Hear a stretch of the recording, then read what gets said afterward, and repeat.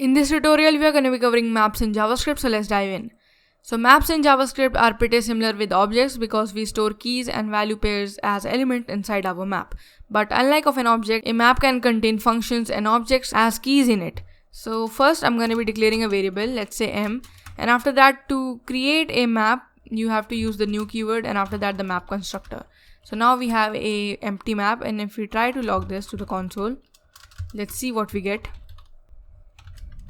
And if we run the program, here you can see we are getting an empty map inside of our console. And now let's see how we can add elements to our map. First, to just demonstrate that we can put a function and an object as keys inside our map, I'm going to be creating two variables. So the first variable is, let's say, f, and after that it is going to be storing a function, and after that another variable called o, which is going to be storing a object. And now to put elements inside of our map, we have to use the set method.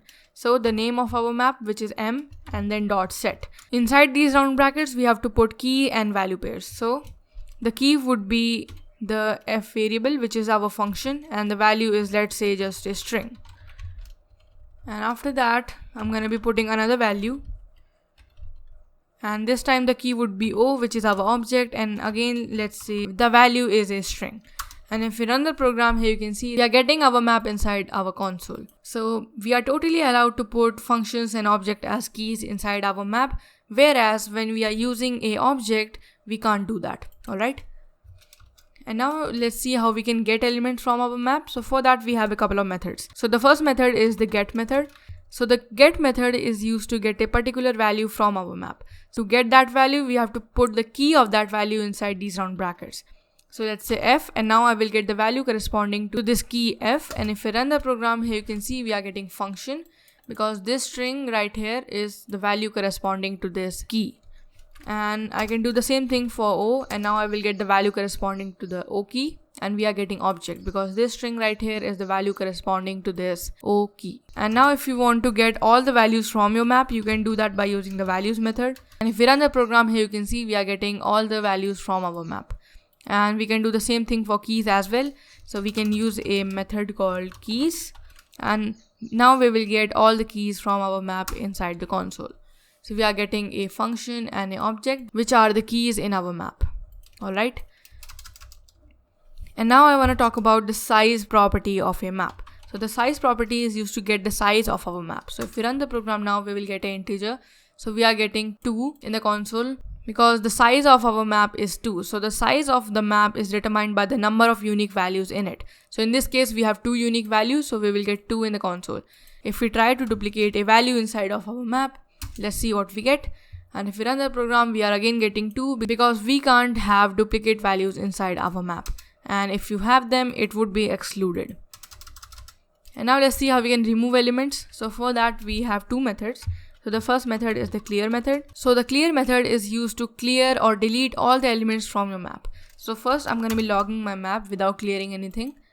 And there we go. And now if I do m.clear, let's see what we get. We are getting a empty map in the console because all of these elements are deleted from our map. But if you want to delete a particular element, we can use the delete method. And inside these round brackets, we have to put the key of the element which you want to delete. So let's say I want to delete this element right here. And here you can see this element is deleted from our map, and we can do the same thing for the other element. And if we run the program now, this element is going to be deleted from our map. There we go. So this is how you can delete elements from your map. And now let's see how we can iterate over the keys and the values of our map. So for that, we can use a for of loop. So for round brackets and then curly braces.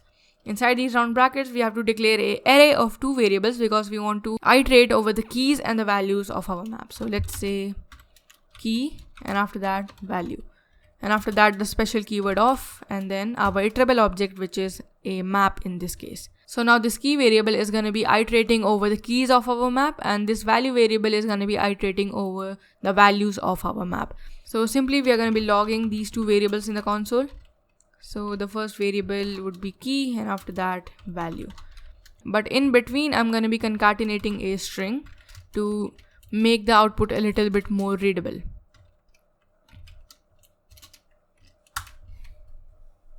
And now if we run the program, here you can see we are getting all the keys and all the values from our map. And now we can do the same thing for keys as well. So this time we only need one variable because we only want to iterate over the keys of our map. And to get the keys, we have to use the keys method. So map.keys, and after that, now we are only going to be logging one variable. And if we run the program, here you can see we are getting all the keys from our map. And we can do the same thing for values as well. So I'm going to be changing the method to values and the variable to value. And now I'm logging the variable value, and if we run the program, we are getting all the values from our map. So this is how you can iterate over the keys and the values of your map. Alright, so that is it for this tutorial. If you enjoyed, leave a like, subscribe for more tutorials. You can also leave your suggestions in the comments down below. I will see you in the next video. Until then, see ya.